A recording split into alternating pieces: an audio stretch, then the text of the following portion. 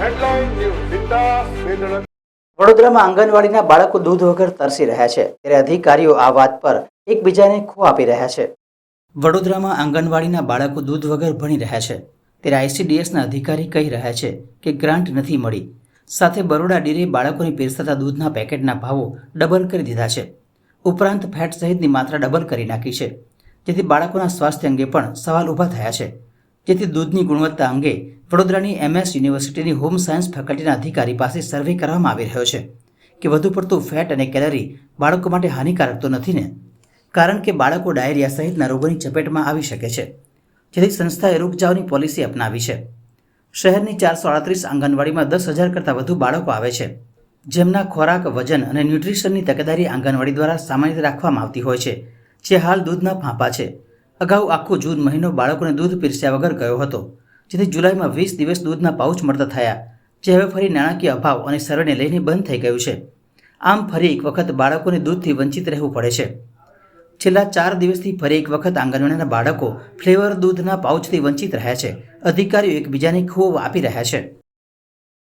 ના, એકચ્યુઅલી એમાં એવું છે કે આંગણવાડીમાં જે આપણે બાળકોને ફ્લેવર મિલ્ક આપી રહ્યા છે એ VMCના આપણે જે સ્વર્ણિમ ગ્રાન્ટ છે એમાંથી આપણે એલોટ કરાયું છે. ગવર્મેન્ટની જે સ્કીમ છે એ કોર્પોરેશન એરિયામાં નથી ચાલતી, એટલે એ ગ્રાન્ટ જે છે એ પૂર્ણ થવાથી પછી આપણે ફાઇલ ફરીથી આ વર્ષમાં રિન્યુઅલ કરવા માટે મૂકેલી હતી, જેમાં આગળના જે આપણા અમારા સિનિયર ઓફિસર્સ છે એમને રિમાર્ક કર્યું હતું કે આપણે કોઈ સિનિયર જે છે જાણકાર છે એમનું ઓપિનિયન લઈ લઈએ, કેમ કે બરોડા ડેરીથી જે મિલ્કનું આખું કમ્પોઝિશન આવ્યું છે એ ચેન્જ થઈ ગયેલું હતું. એમાં લાસ્ટ યર જે આપણે બાળકોને રેગ્યુલર મિલ્ક આપી રહ્યા હતા એમાં પ્રોટીન લેવલ અને ફેટ લેવલ જે છે ડાયરેક્ટ ડબલ કરી નાખ્યું છે એમને આ વખતમાં, ને એમનું જે લેટર આવ્યું છે કે અમે આ જ મિલ્ક બાળકોને પ્રોવાઈડ કરીશું.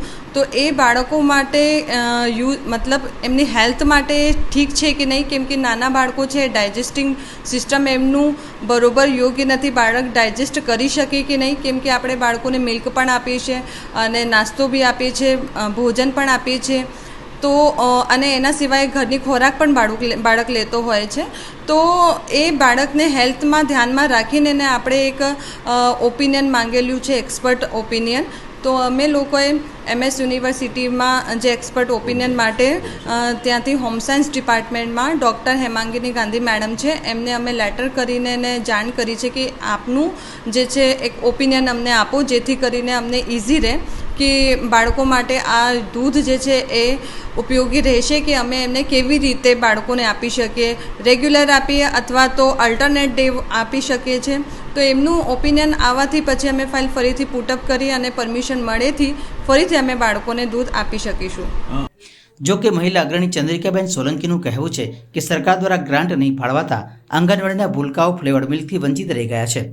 સરકાર આ માટે વહેલી તકે ગ્રાન્ટ ફાળવે, જેથી બાળકોને પોષણયુક્ત આહાર પૈકીનું એક ગણાતું દૂધ મળી રહે. તેમણે સરકારી તંત્ર પર આકરા પ્રહાર કર્યા હતા અને બાળકોના સ્વાસ્થ્ય સાથે ચેડા ન કરવા તાકીદ કરી હતી.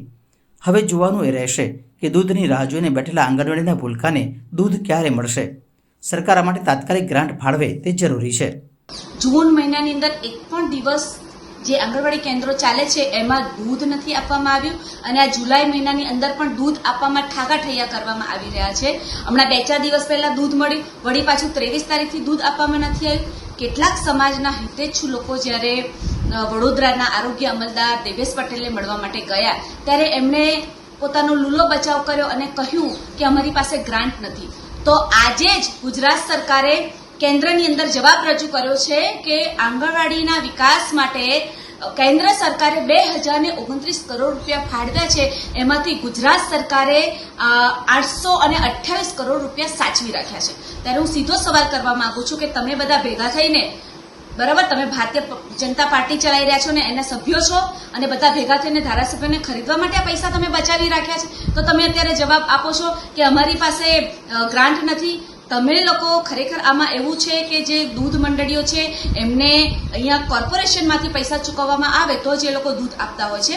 તો આ એક દુઃખદાયક બાબત કહેવાય કે આમ તો વડોદરા ભ્રષ્ટાચારથી ખદબદી રહ્યું છે. દુઃખ સાથે કહેવું પડે છે કે ગરીબ જે ભૂલકાઓ જે છે આંગણવાડીની કેન્દ્રની અંદર કોને બાળકો ભણવા આવે છે? કોઈ ઉદ્યોગપતિના, કોઈ નેતાના કે સાંસદ જે અત્યારે છે હેમાંગ જોશી, એમના તો કોઈ બાળકો નહીં ભણવા આવતા હોય ને. જે આર્થિક રીતે ગરીબ છે, કમજોર છે, એના બાળકો અહીંયા ભણવા આવી રહ્યા છે. એટલે આ લોકોને તો તમને કંઈ પડેલી જ નથી. કુપોષિત એક બાજુ ગુજરાત છે, એમની અંદર કુપોષિત બાળકો છે અને પોષણક્ષમ આહાર આપવાની મોટી મોટી વાતો કરવામાં આવે છે, બેનર અને પોસ્ટરોની અંદર એની જાહેરાત કરવામાં આવે છે. પરંતુ આની અંદર જોવા જઈએ ને તો નામ આપ્યા છે નંદઘર, નામ આપ્યું છે યશોદામૈયા. આવા રૂપાળા નામની પાછળ ખરેખર આ એક કદરૂપો ચહેરો છે કે તમે ગ્રાન્ટ નથી અમારી પાસે આવી એવું કહી અને તમારો બચાવ કરી રહ્યા છો.